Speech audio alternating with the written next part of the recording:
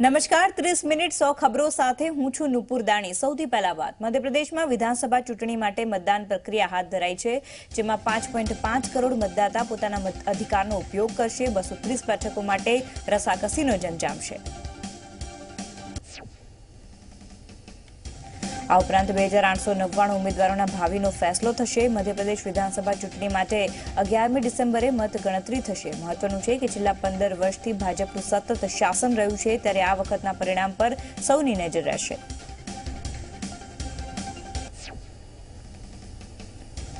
મિઝોરમમાં વિધાનસભા ચૂંટણી માટે મતદાન પ્રક્રિયા હાથ ધરાઈ છે, જેમાં મિઝોરમની 40 બેઠકો માટે મતદાન પ્રક્રિયા કરાઈ છે। આજે વિધાનસભા ચૂંટણી માટે મતદાનમાં 209 ઉમેદવારોના ભાવિનો ફેસલો થશે। 7.70 લાખ મતદાતા પોતાના મતાધિકારનો ઉપયોગ કરશે। 11મી ડિસેમ્બરે મતગણતરી હાથ ધરાશે। આજે મધ્યપ્રદેશ મિઝોરમમાં ચૂંટણીને લઈને પ્રધાનમંત્રી મોદીએ ટ્વીટ કર્યું હતું, જેમાં મધ્યપ્રદેશ અને મિઝોરમ મતદાન અંગે ટ્વીટ કરી અને મતદાતાઓને ઉત્સાહપૂર્વક મત આપવા માટે અપીલ કરી હતી। તો આ સાથે જ લોકતંત્રના મહાપર્વમાં ભાગ લેવા માટે પણ જણાવ્યું હતું। બંને રાજ્યોમાં વિધાનસભાની ચૂંટણી માટે મતદાન કરાયું છે। વસુંધરા રાવે જણાવ્યું હતું કે અમે ગત ચૂંટણીમાં ઢંઢેરામાં 665 વાયદાઓ કર્યા હતા, જેમાંથી 630 વાયદાઓ પૂરા કર્યા છે। તેમણે કહ્યું કે જે સ્થળે પીવાનું પાણી નહોતું, અમે ત્યાં પણ પીવાનું પાણી પહોંચાડવાનું કામ કર્યું છે। વસુંધરાએ કહ્યું કે અમારી સરકારે ખેડૂતોનું 50,000 સુધીનું દેવું માફ કર્યું છે। મરાઠા અનામત મામલે મહારાષ્ટ્ર વિધાનસભામાં ઉગ્ર ચર્ચા થઈ, જેમાં મુખ્યમંત્રી દેવેન્દ્ર ફડણવીસે વિપક્ષ ઉપર આકરા પ્રહાર કર્યા। મહારાષ્ટ્રના મુખ્યમંત્રીએ કહ્યું હતું કે વિરોધ પક્ષનો ધ્યેય સમાજને લડાવવાનો છે અને અનામત મામલે તે રાજકારણ રમી રહી છે।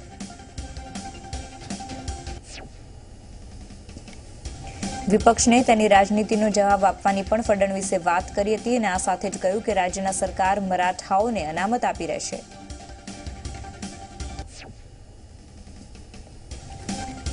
મુંબઈના શાસ્ત્રીનગર વિસ્તારમાં આવેલી ઝૂંપડપટ્ટીમાં આગ લાગવાની ઘટના બની હતી અને આ ઘટનાની જાણ થતાં ફાયરની 4 ગાડીઓ ઘટના સ્થળે દોડી આવી અને આગ ઉપર કાબુ મેળવ્યો। દિલ્હીમાં મુખ્યમંત્રી અરવિંદ કેજરીવાલના દરબારમાં એક વ્યક્તિ બંદૂક સાથે ઝડપાયો, તેમજ તેની પાસે 32 જેટલા જીવતા કારતૂસ પણ મળી આવ્યા। તો મહત્વનું છે કે અગાઉ પણ કેજરીવાલ પર મરચું નાખવામાં આવ્યું હતું। 2 દિવસ પહેલા ગ્વાલિયરની એક ખાનગી યુનિવર્સિટીના દીક્ષાંત સમારોહમાં સત્યપાલ મલિકે કહ્યું હતું કે કેન્દ્રથી સજ્જાદ લોનને મુખ્યમંત્રી બનાવવાનું કહેવામાં આવ્યું હતું, પરંતુ તેમણે આવું કંઈ કર્યું નથી। જોકે હવે તેમણે કહ્યું કે દિલ્હી તરફથી કોઈ દબાણ કે દખલગીરી કરવામાં નથી આવી। 2 દિવસ પહેલા આપેલા પોતાના નિવેદનથી જમ્મુ કાશ્મીરના રાજ્યપાલ ફરી ગયા હતા। જમ્મુ કાશ્મીરના કુલગામમાં આતંકી અથડામણ થઈ હતી। રેવડી વિસ્તારમાં સુરક્ષા બળ અને આતંકીઓ વચ્ચે અથડામણ થઈ, જેમાં 2 આતંકી ઠાર મરાયા અને 1 જવાન શહીદ થયા। તો જમ્મુ કાશ્મીરના પુલવામાના ત્રાલમાં પણ આતંકી અથડામણ થઈ। ત્રાલના હાહુ વિસ્તારમાં આતંકીઓ છુપાયા હતા। સેનાએ છુપાયેલા આતંકીમાંથી એકને ઠાર કર્યો। સેનાએ આતંકીઓને ઝડપી લેવા માટે સર્ચ ઓપરેશન પણ હાથ ધર્યું।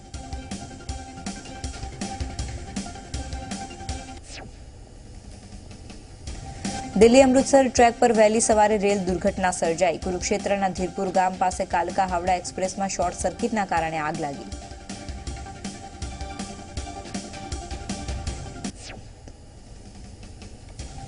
આગ લાગવાની ઘટનામાં 8 યાત્રીઓ ઘાયલ થયા, જેમાં 3 મહિલાઓ અને 2 પુરુષો સામેલ છે। આ ટ્રેન કાલકાથી દિલ્હી જઈ રહી હતી। આ ઘટના બાદ ટ્રેક બંધ કરી દેવામાં આવ્યો। નાસાને મિશન માર્સમાં મોટી સફળતા મળી છે। નાસાનું સ્પેસ એરક્રાફ્ટ ઇનસાઇટ મંગળ ઉપર પહોંચ્યું છે। 6 મહિનાની યાત્રા બાદ મંગળ ગ્રહ પર ઇનસાઇટ પહોંચ્યું છે। ત્યારે આ ઇનસાઇટ મંગળ ગ્રહની ધરતી પર ખોદકામ કરશે। ખોદકામ બાદ વિગતવાર રિપોર્ટ પૃથ્વી પર મોકલશે। 2 દિવસ પહેલા પાકિસ્તાનના કરાચીમાં ચીની દૂતાવાસ ઉપર કરાયેલા હુમલાની જવાબદારી બલોચ લિબરેશન આર્મીએ સ્વીકારી હતી। તો આ સાથે જ બલોચ લિબરેશન આર્મીએ ચીન અને પાકિસ્તાન સામે લડાઈ ચાલુ રાખવાની જાહેરાત કરી છે। મુંબઈ હુમલાની 10મી વર્ષગાંઠે યુએસ દ્વારા 26/11થી કોઈપણ રીતે જોડાયેલા અપરાધીઓની માહિતી આપનારને $5 મિલિયન પુરસ્કારની જાહેરાત કરી છે. અમેરિકી રાજદૂત માઇક પોમ્પેઓએ કહ્યું કે 26/11ની ઘટનાથી વિશ્વ સ્તબ્ધ થઈ ગયું હતું, જેથી તેમાં સંકળાયેલા કોઈપણ વ્યક્તિને સજા આપવા માટે અમેરિકા આતુર છે. સંયુક્ત રાષ્ટ્રે કટોકટી સામે ઝઝૂમી રહેલા વેનેઝુએલા માટે $92 લાખનું ઇમરજન્સી ફંડ આપ્યું. આ મદદ વેનેઝુએલાની ખાદ્ય અને દવાઓ જેવી સુવિધાઓ માટે મદદરૂપ થશે.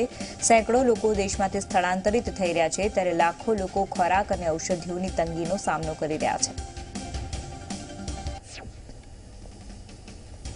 અમેરિકાની નેશનલ ક્લાઇમેટે સોંપેલા રિપોર્ટનું રાષ્ટ્રપતિ ટ્રમ્પે ખંડન કર્યું. આ રિપોર્ટમાં કહેવાયું હતું કે અમેરિકામાં કુદરતી આફતનું જોખમ વધ્યું છે, પરંતુ ગયા વર્ષે આવેલા તોફાનમાં $265 અબજ નુકસાન છતાં ટ્રમ્પે પોતાના જ તંત્રની વાતનું ખંડન કર્યું.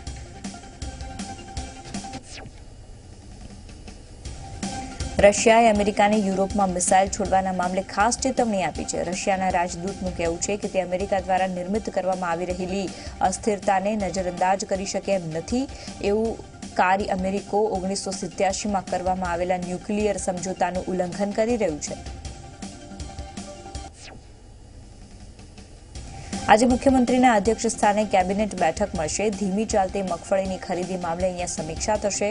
વાયબ્રન્ટ ગુજરાતને લઈ અને કેબિનેટમાં બેઠકમાં ચર્ચા થશે. દેશના અલગ અલગ વિસ્તારમાં રોડ શો મુદ્દે પણ અહીંયા ચર્ચા વિચારણા કરાશે. આ ઉપરાંત રોડ શો આમંત્રણ મુદ્દે તૈયારીઓ અંગે પણ ચર્ચા થશે. સામાન્ય રીતે પોલીસથી લોકો ડરતા હોય છે. પોલીસ સામાન્ય ઇન્ક્વાયરી કરે તો પણ લોકોને બીક લાગતી હોય છે. આ જ બાબતને બદલવા માટે હવે વસ્ત્રાપુર પોલીસે એક નવો અભિગમ દાખવ્યો છે. વસ્ત્રાપુર પોલીસ સ્ટેશનમાં હવે લોકોને ફ્લાઇટ કે હોટલની જેમ વિનમ્રતાથી આવકાર મળશે. વસ્ત્રાપુર પોલીસ સ્ટેશનમાં આવતા લોકો પોલીસથી ડરે નહીં, તે માટે તેમને કેવી રીતે આવકારવા, કેવી રીતે વર્તવું તેની તાલીમ શરૂ કરાઈ છે. વસ્ત્રાપુર પોલીસ સ્ટેશનને ગુજરાતનું નંબર 1 સ્માર્ટ પોલીસ હબ જાહેર કરાયા બાદ હવે વસ્ત્રાપુર પોલીસ સ્ટેશનની 180 પોલીસ કર્મચારીઓને સ્માર્ટ બનાવવા કવાયત હાથ ધરાઈ છે. પોલીસના વાણી અને વર્તન સુધારવા પણ ટ્રેનિંગ અપાઈ રહી છે. સુરતમાં પીપી સવાણી સ્કૂલને ડીજીવીસીએલે દંડ ફટકાર્યો છે. ₹1.45 કરોડનો અહીંયા દંડ ફટકારાયો છે. 19 વીજ કનેક્શન નિયમ વિરુદ્ધ દંડ ફટકારાયો હતો. સરકારને કરોડો રૂપિયાનો ચૂનો ચોપડવામાં આવ્યો હતો, જેને પગલે દંડની કાર્યવાહી કરાઈ હતી. સુરતમાં ટ્યુશન ક્લાસીસમાં દુર્ઘટના મામલે ક્યુરિયસ માઇન્ડ્સ ક્લાસીસને નોટિસ અપાઈ છે. સંચાલકોએ કોઈપણ પ્રકારનું લાયસન્સ લીધું ન હતું. ક્લાસીસમાં પાર્ટીશન મારી અને રૂમ બનાવાયા હતા. ફાયર સેફટીની કોઈ સુવિધા ક્લાસીસમાં ન હતી. અન્ય ટ્યુશન ક્લાસીસમાં પણ તપાસ કરાશે. રાજકોટના ધોરાજીમાં આજે પાસની બેઠક યોજાશે. અનામત અને કથિરિયાની જેલ મુક્તિની માંગ કરાશે. સૌરાષ્ટ્રભરના કન્વીનર્સ અને સહકન્વીનર હાજર રહેશે. સૌરાષ્ટ્રના કન્વીનરો આજે હાર્દિક સાથે સંવાદ કરશે. જસદણ પેટા ચૂંટણીમાં કોંગ્રેસના ઉમેદવારનું નામ આજે જાહેર થશે. કોંગ્રેસના ઉમેદવાર તરીકે ગમે તે ઘડીએ અવસર નાકિયાનું નામ જાહેર કરવામાં આવે તેવી પૂરેપૂરી શક્યતાઓ છે. અવસર નાકિયા હાલમાં રાજકોટ જિલ્લા પંચાયતના સભ્ય છે.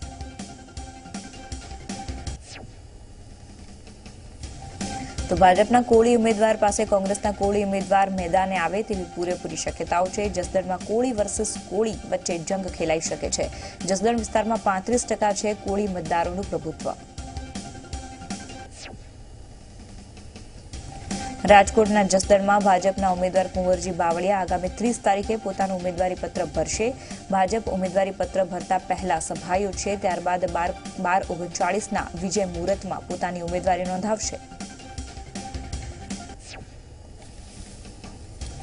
જસદણના જંગ માટે કોંગ્રેસના પ્રદેશ પ્રભારીએ મેરેથોન બેઠક યોજી હતી અને આ બેઠકમાં કોળી અને પાટીદાર આગેવાનોના નામ ઉપર ચર્ચા કરવામાં આવી હતી. 10 દાવેદાર પૈકી 6 દાવેદારના નામ ઉપર ચર્ચા કરવામાં આવી.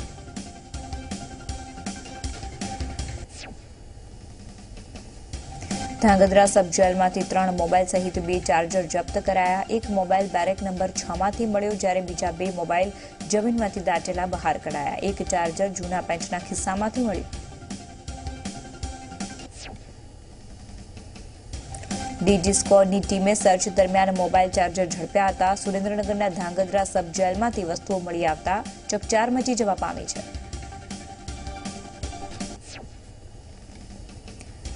સુરેન્દ્રનગર વઢવાણના ગોમેટા ગામે આવેલા માતરી માતાના મંદિરમાં આશરે 3 લાખના મુદ્દામાલની ચોરી થઈ. તસ્કરો મંદિરમાંથી રોકડ રકમ અને દાગીનાની ચોરી કરી અને ફરાર થઈ ગયા. તસ્કરો મંદિરના મુખ્ય દરવાજાનું તાળું તોડી અને મંદિરમાં ઘૂસ્યા હતા.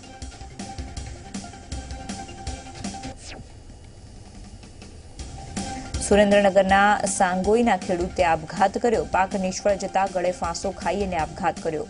મનસુખભાઈ નામના ખેડૂતે આપઘાત કરતા શોકનો માહોલ સર્જાયો.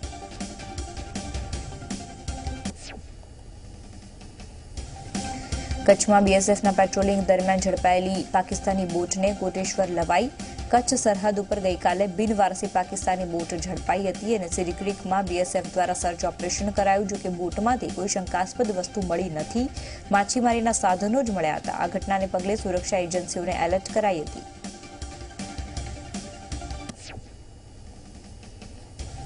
અમદાવાદના પૂર્વ ધારાસભ્ય સુંદરસિંહ ચૌહાણ કોંગ્રેસમાં જોડાયા છે, જ્યારે કોળી નેતા લાલજી મેરે ભાજપમાંથી રાજીનામું આપ્યા બાદ કોંગ્રેસમાં જોડાવાનો નિર્ણય લીધો છે.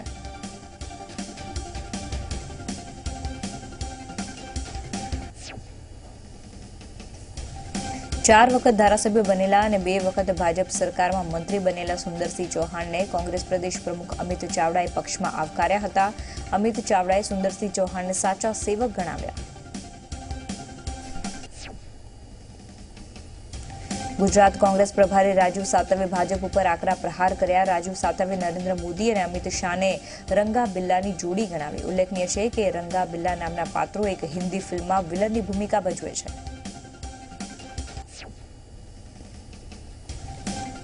એનએસયુઆઈએ એક બહેતર ભારત નામનું એક નવું અભિયાન લોન્ચ કર્યું. આ કાર્યક્રમ અંતર્ગત આવનારા દિવસોમાં કોંગ્રેસ જે કોલેજમાં 1000થી વધારે વિદ્યાર્થીઓ હશે તે કોલેજમાં બહેતર ભારત માટે ગ્રુપ બનાવશે.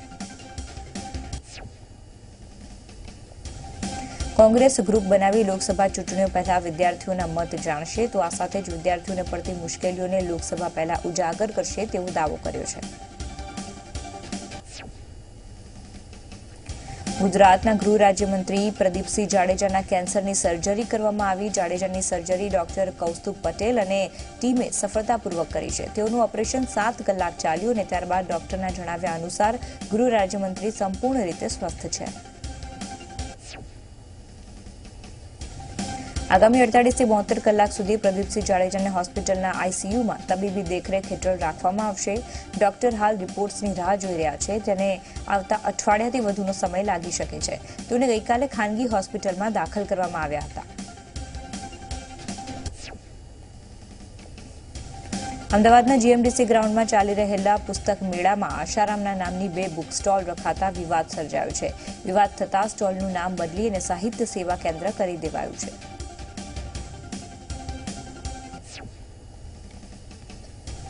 આ મામલે કોંગ્રેસના પ્રવક્તા મનીષ દોશીએ સરકાર ઉપર પ્રહાર કર્યા અને કહ્યું કે દુષ્કર્મી અને હત્યાના આરોપીને સંસ્થાને સ્ટોલ આપી સરકાર લોકોમાં કેવા પ્રકારનું જ્ઞાન પીરસવા માંગે છે.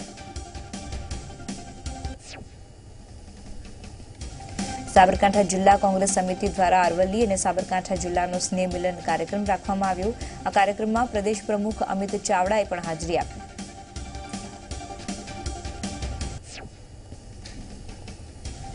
સ્કૂલ બેગના વજન અંગે પંચમહાલમાં મુખ્યપ્રધાન વિજય રૂપાણીએ નિવેદન આપ્યું. મુખ્યમંત્રીએ કહ્યું કે ભાર વગરનું ભણતર થાય તેવું સરકાર પણ ઈચ્છી રહી છે. આ માટે કેન્દ્ર સરકાર ગંભીરતાપૂર્વક આગળ વધી રહી છે.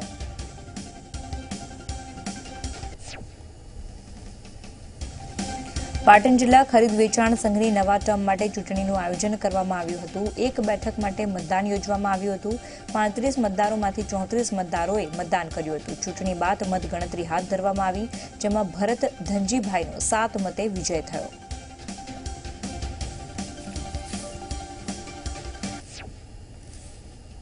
તો અન્ય મહત્વના સમાચારો આગળ પણ છે, પણ હાલ સમય થઈ ગયો છે એક વિરામનો.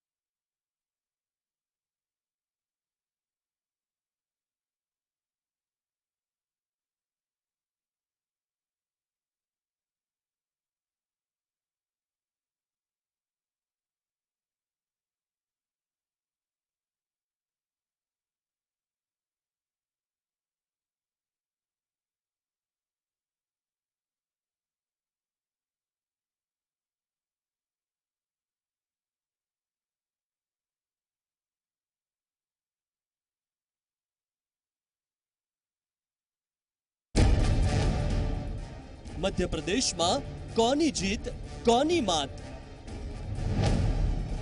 મિઝોરમમાં કોણ ટકશે કોણ જશે? કેવો રહેશે મતદારોનો મિજાજ? મધ્યપ્રદેશ મિઝોરમનું મહાભારત, પળે પળની ખબર દિવસભર.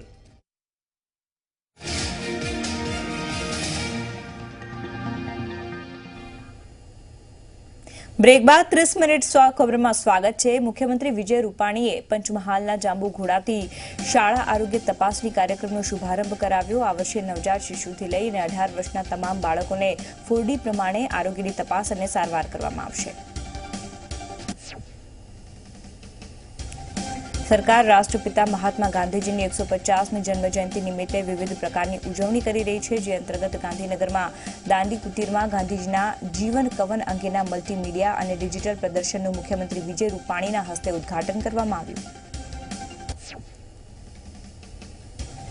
મહેસાણામાં નાયબ મુખ્યમંત્રી નીતિન પટેલ દ્વારા ચકાસણી કાર્યક્રમની શરૂઆત થઈ. સરકારના અભિયાનમાં રાજ્યભરના 1,59,00,000થી વધુ તો મહેસાણા જિલ્લાના 5,19,711 બાળકોની ચકાસણી થશે. હિંમતનગરમાં કૃષિમંત્રી આરસી ફળદુએ શાળા આરોગ્ય કાર્યક્રમની શરૂઆત કરાવી. આ કાર્યક્રમ 1 સપ્તાહ સુધી ચાલશે. જિલ્લાની તમામ શાળાના બાળકોના આરોગ્ય ચકાસણી કરવામાં આવશે.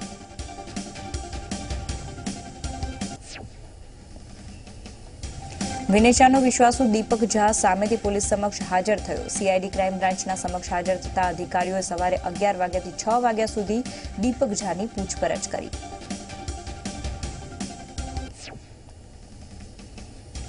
પૂછપરછ બાદ બહાર આવેલા દીપક ઝાએ કહ્યું કે તે માત્ર નોકરી કરતો હતો અને સોફ્ટવેર ટેસ્ટર હતો. છેતરપિંડીમાં તેની કોઈ ભૂમિકા નથી. જોકે જે સ્કીમ હતી તેની જાણકારી હતી. 35 લાખથી વધુ રૂપિયાની ઉચાપત કરનાર 2 અધિકારીઓ પર એસીબીએ 7 ગુના દાખલ કર્યા. જૂનાગઢની કૃષિ યુનિવર્સિટીના કચેરી અધિક્ષક ભાવિક જોશી અને ડીડીઓ સુનિલ પટેલે રાજમદારોની સંખ્યામાં વધારો દર્શાવી અને ખોટા બિલ રજૂ કરીને ઉચાપત કરી હતી.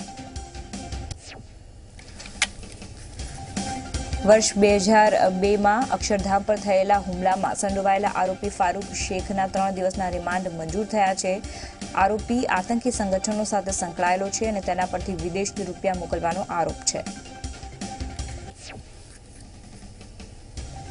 હુમલા પછીના સમયમાં આરોપી ક્યાં ગયો હતો અને કયા કયા સંગઠનના લોકોને મળ્યો હતો તે બધા જ પાસાની તપાસ માટે ક્રાઇમ બ્રાન્ચે આરોપીના 14 દિવસના રિમાન્ડ માંગ્યા હતા, પરંતુ કોર્ટે આરોપી ફારૂક શેખના 3 દિવસના રિમાન્ડ મંજૂર કર્યા.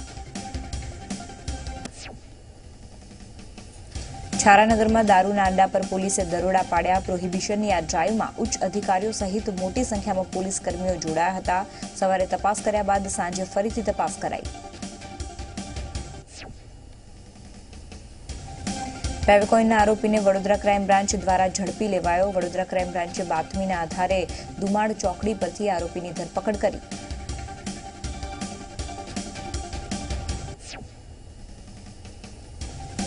ભરૂચના જીઆઈડીસી વિસ્તારમાં કારના કાચ તોડી અને 3 લાખ રૂપિયા ભરેલી બેગ લઈ આવેલી બાઇક ઉપર આવેલા 2 શખ્સો ફરાર થઈ ગયા. સમગ્ર ઘટના સીસીટીવીમાં કેદ થઈ ગઈ.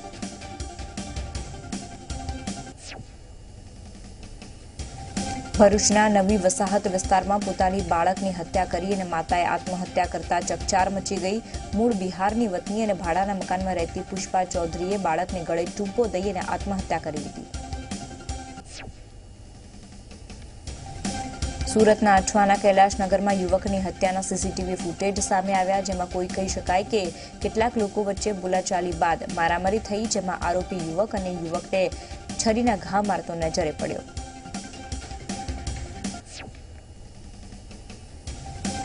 જૂનાગઢની ડિસ્ટ્રિક્ટ કોર્ટના પરિસરમાં મારામારી થઈ હતી. બિલખા મર્ડર કેસના આરોપીને કોર્ટમાં લાવવામાં આવ્યો હતો. તે દરમિયાન સામા પક્ષ તરફથી આરોપી પર હુમલો કરવામાં આવ્યો.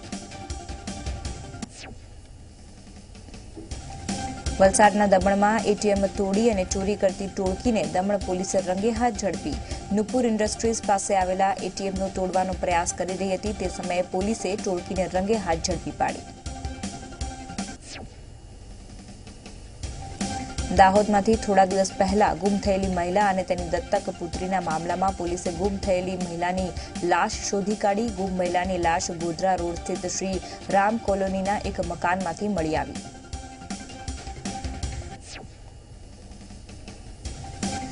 સુરતના બાઇક ચાલકના સ્ટન્ટનો વિડીયો વાયરલ થયો છે, જેમાં બાઇક ચાલક જિલ્લાની બ્રિજ ઉપર જોખમી સ્ટન્ટ કરતો જોવા મળી રહ્યો છે અને આ વિડીયોને લઈને અનેક સવાલ ઉઠ્યા છે.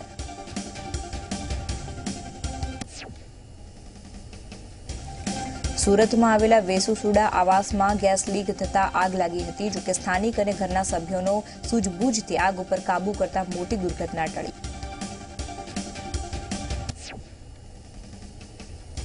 સુરતમાં જે ઘરમાં આગ લાગી હતી તે એક જ ઘરમાં ગેસના 8 સિલિન્ડર રાખવામાં આવ્યા હતા. જોકે સમયસર આગ ઉપર કાબૂ કરતા મોટી દુર્ઘટના ટળી.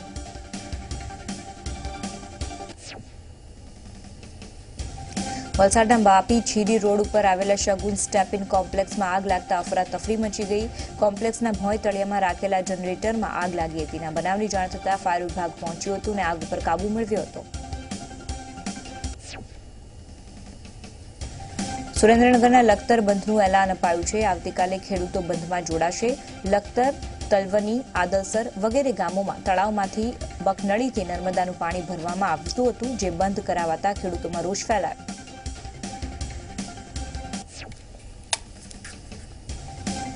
પાણીની અછતને લઈને સરકારે ઉનાળુ પાક નહીં લેવાનો પરિપત્ર જાહેર કર્યો. સુરતના ખેડૂતોમાં આ મુદ્દે રોષ જોવા મળ્યો. ખેડૂતોના યોજાયેલા સ્નેહ મિલનમાં આ અંગે ચર્ચા થઈ, જેમાં 20 ડિસેમ્બરે ખેડૂતોએ રેલી યોજી અને વિરોધ પ્રદર્શિત કરવાનો નિર્ણય કર્યો. પ્રાઇવેટ નર્સિંગ એક્ટ મૂવમેન્ટ ફોરમની આગેવાનીમાં GK જનરલ હોસ્પિટલમાંથી કલેક્ટર કચેરી સુધી 500થી વધુ નર્સિંગ સ્ટાફ અને નર્સિંગ સ્ટુડન્ટની રેલી યોજાઈ. રજિસ્ટર્ડ, ટ્રેન્ડ અને રાજ્યમાં સરકારી ખાનગી ક્ષેત્રના પગાર ધોરણમાં થતા શોષણ મુદ્દે અહીંયા વિરોધ નોંધાવ્યો. ભાવનગરમાં જામફળની ખેતી કરાતા ખેડૂતોને ફટકો પડ્યો છે. ચાલુ વર્ષે વરસાદ નબળું રહેવાના કારણે જામફળના પાકને નુકસાન થયું છે. જામફળની ગુણવત્તાને અસર થતા ભાવમાં ઘટાડો થયો છે. સુરતના ઓલપાડમાં ખેડૂતોએ નહેરમાં ગરબા રમી અને વિરોધ પ્રદર્શિત કર્યો. સિંચાઈનું પાણી તેમજ પશુ માટે પીવાનું પાણી નહીં મળતા વિરોધ નોંધાવ્યો. મગફળી ખરીદીની પ્રક્રિયામાં કામની જવાબદારીને લઈને મળેલી મંત્રી કૌશિક પટેલ અને મહામંડળના પ્રતિનિધિની બેઠકનો સુખદ અંત આવ્યો. બેઠકમાં મગફળીની ખરીદ પ્રક્રિયામાં નાયબ મામલતદારોને માત્ર સુપરવિઝન કામગીરી સોંપવા માટે નિર્ણય કરાયો. પહેલા મગફળીની ગુણવત્તા તપાસણીને લઈ અને રેવન્યુ કર્મચારી મહામંડળે ખરીદીની પ્રક્રિયામાં જોડાવાનો નિર્ણય કર્યો, જેને પગલે મહેસૂલ મંત્રી કૌશિક પટેલ અને રેવન્યુ કર્મચારી મહામંડળના પ્રતિનિધિની એક બેઠક મળી હતી.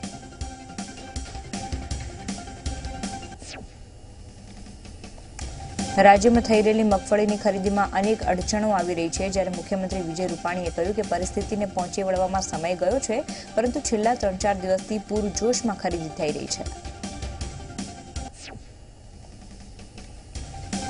જૂનાગઢના દાતા રોડ ઉપર નવા રસ્તા માટે જૂની વસાહત તોડવાની તૈયારી થતા સ્થાનિકોએ હોબાળો મચાવ્યો. જૂનાગઢ મ્યુનિસિપલ કોર્પોરેશનના અધિકારીઓ, JCB અને પોલીસ કાફલા સાથે 50 જેટલા મકાનો તોડવા આવી પહોંચતા સ્થાનિકો રોષે ભરાયા. સ્થાનિકોએ વિરોધ કરીને માંગ કરી કે પહેલા તેમને વૈકલ્પિક જગ્યા આપવામાં આવે અથવા તો રસ્તો બીજી જગ્યાએથી કાઢવામાં આવે. ત્યારે સ્થાનિકોના વિરોધને લઈને જૂનાગઢ મ્યુનિસિપલ કોર્પોરેશને હાલ પૂરતું ડિમોલિશન મોકૂફ રાખ્યું. વડોદરા કોર્પોરેશનના રેવન્યુ વિભાગે બાકી રહેલા વેરાની વસૂલાત કરવા માટે કાર્યવાહી કરવામાં આવી છે. ઉત્તરથી દક્ષિણ ઝોનમાં કાર્યવાહી હાથ ધરવામાં આવી છે. રેવન્યુ વિભાગે 12 વોર્ડની કોમર્શિયલ ઇમારતોમાં કાર્યવાહી હાથ ધરી. જે મિલકતોના વેરા બાકી છે તેવી અલગ અલગ વોર્ડમાં 9 મિલકતો સીલ કરવામાં આવી. જામનગરના બેડેશ્વર વિસ્તારમાં ડિમોલિશન એસ્ટેટ શાખાએ કામગીરી હાથ ધરી. ગેરકાયદે ખડકાયેલા 19 મકાનોનું ડિમોલિશન હાથ ધરવામાં આવ્યું. મકાન સહિત ઈંટોના ભઠ્ઠાના દબાણો પણ દૂર કરવામાં આવ્યા. સરકારી ખરાબાની જગ્યા પર વર્ષોથી ગેરકાયદે દબાણ કરવામાં આવ્યું હતું. મહાનગરપાલિકાની એસ્ટેટ શાખાએ દબાણ હટાવવાની કામગીરી હાથ ધરી.